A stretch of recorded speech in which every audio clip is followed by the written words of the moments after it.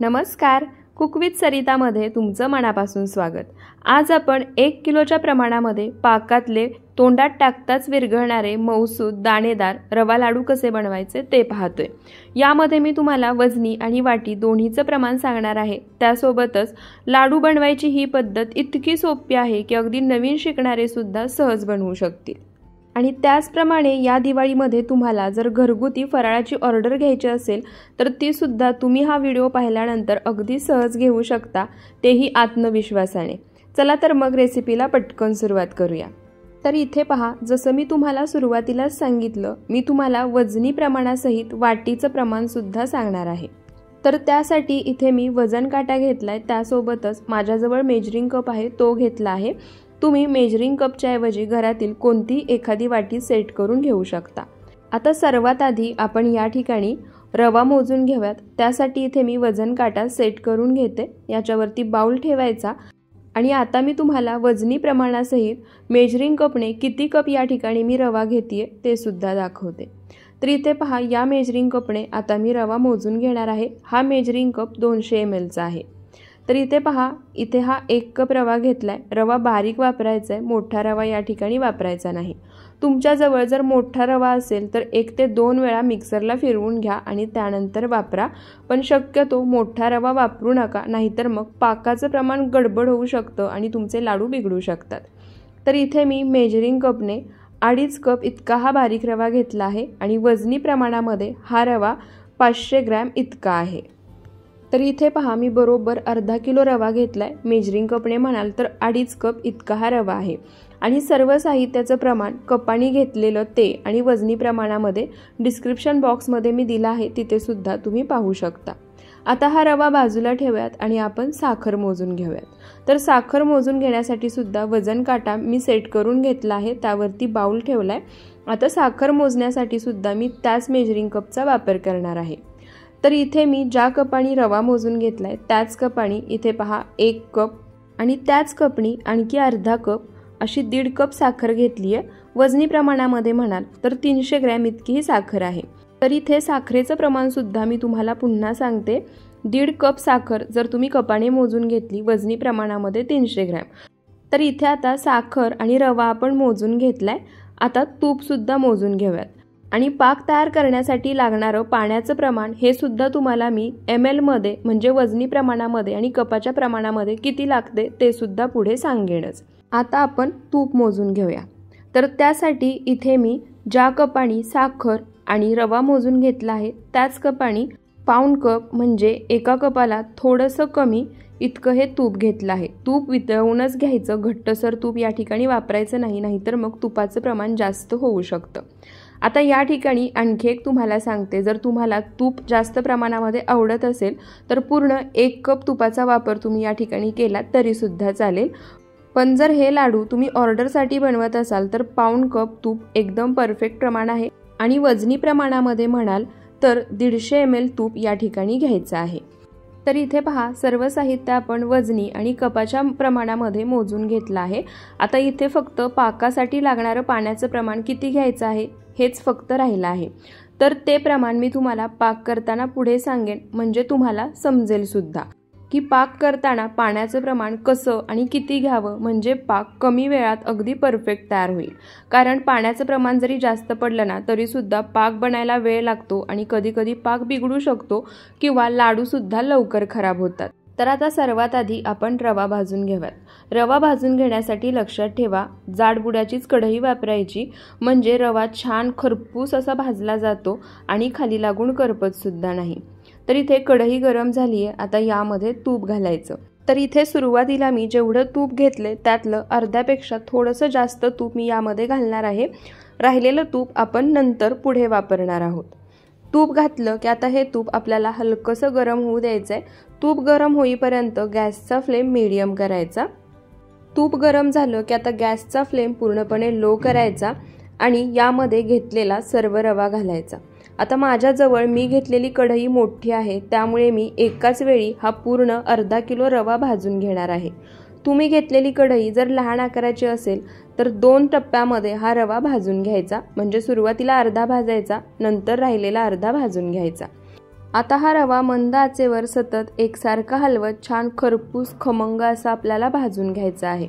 रवा छान खरपूस असा भाजला गेला, छान फुलला ना की याचा सुगंध अगदी घरभर पसरतो, त्यामुळे रवा भाजला आहे हे समजतंच। पण त्याच्या उलट जर रवा व्यवस्थित भाजला नाही ना तर हे रव्याचे लाडू खाल्ल्यानंतर पोटाला त्रास सुद्धा होऊ शकतो। त्यामुळे सतत एकसारखं हलवत हा रवा छान खमंग खरपूस असा आपल्याला भाजून घ्यायचा आहे। आणि सर्वात महत्त्वाचं, रवा सुरुवातीपासून शेवटपर्यंत भाजून होईपर्यंत गॅसचा फ्लेम पूर्णपणे लोच ठेवायचा आहे, अजिबात मीडियम किंवा हाय करायचा नाही। तर इथे पहा, रवा छान फुलला गेलाय, रव्याचा हलकासा रंग सुद्धा बदलायला लागला आहे आणि छान खमंग अगदी घरभर याचा सुगंध पसरायला लागलाय।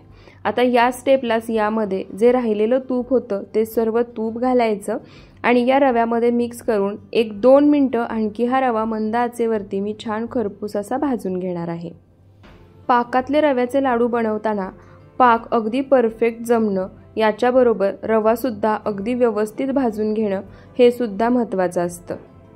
तर इथे पहा, तूप घातल्यानंतर रवा मी छान असा भाजून घेतला आहे।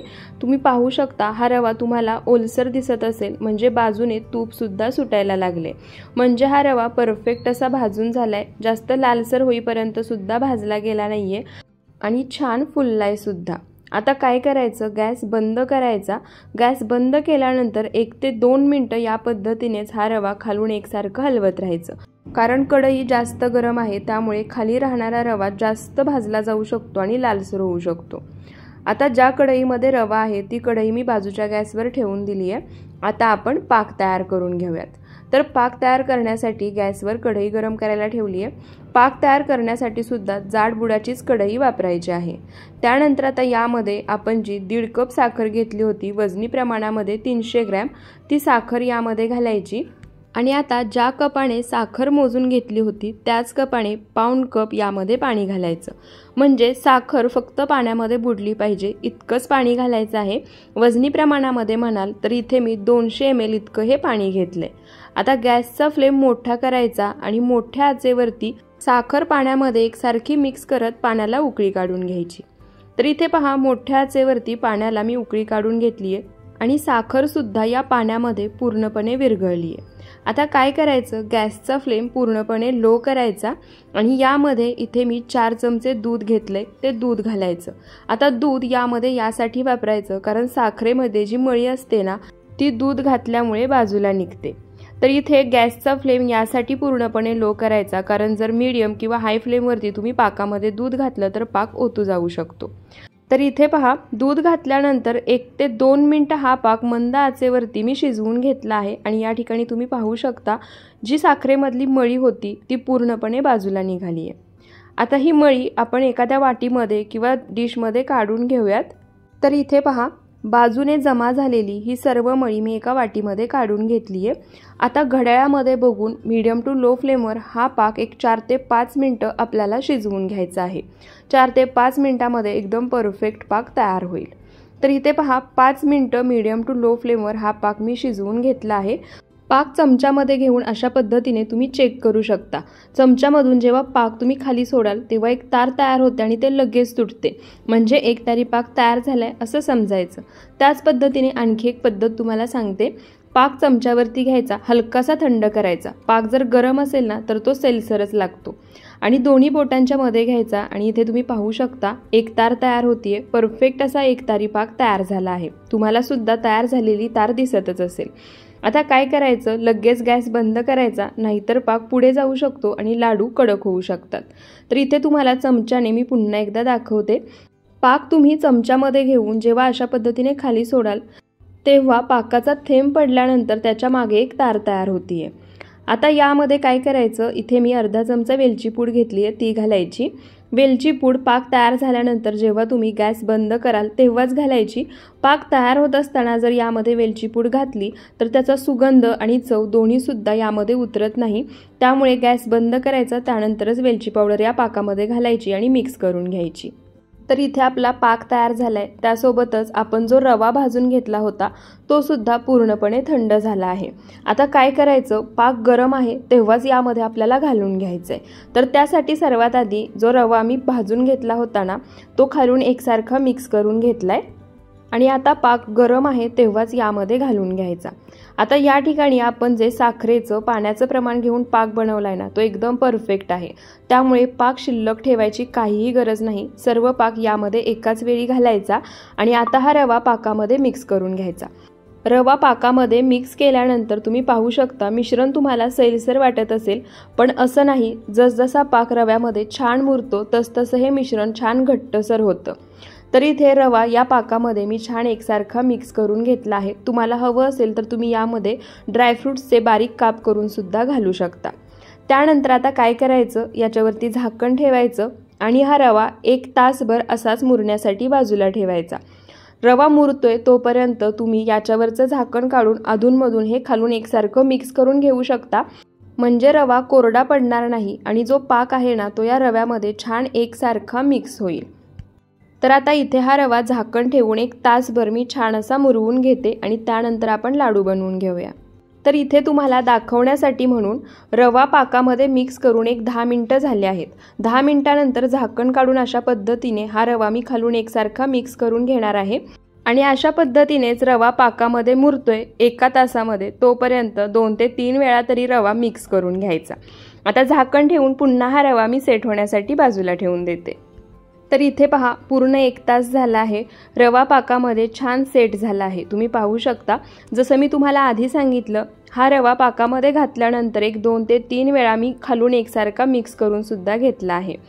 आता हा रवा खालून पुन्हा एकदा एकसारखा मिक्स करून घेऊयात आणि अशा पद्धतीने हाताने मोकळा करून घेऊयात, म्हणजे यामध्ये ज्या काही गुठळ्या गाठी झाल्या असतील ना त्या सर्व मोडल्या जातील आणि हा रवा छान मोकळा तयार होईल।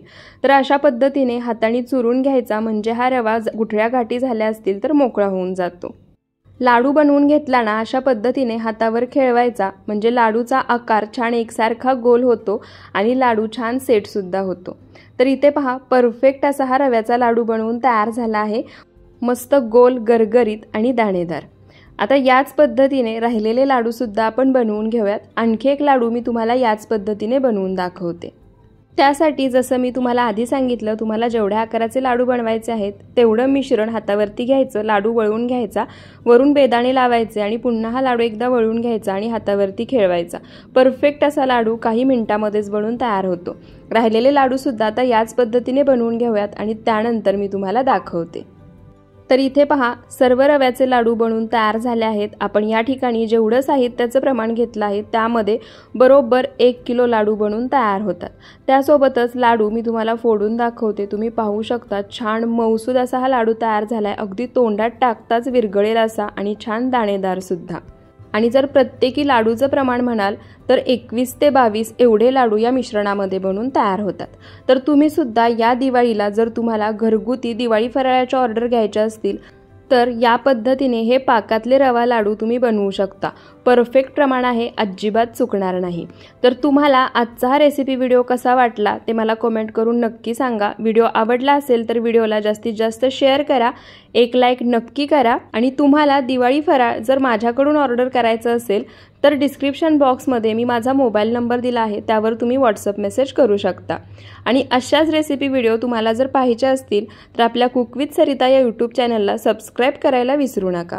पुन्हा भेटूयात अशाच साध्या सोप्या नवनवीन रेसिपी व्हिडिओसोबत। व्हिडिओ शेवटपर्यंत पाहिल्याबद्दल खूप खूप धन्यवाद।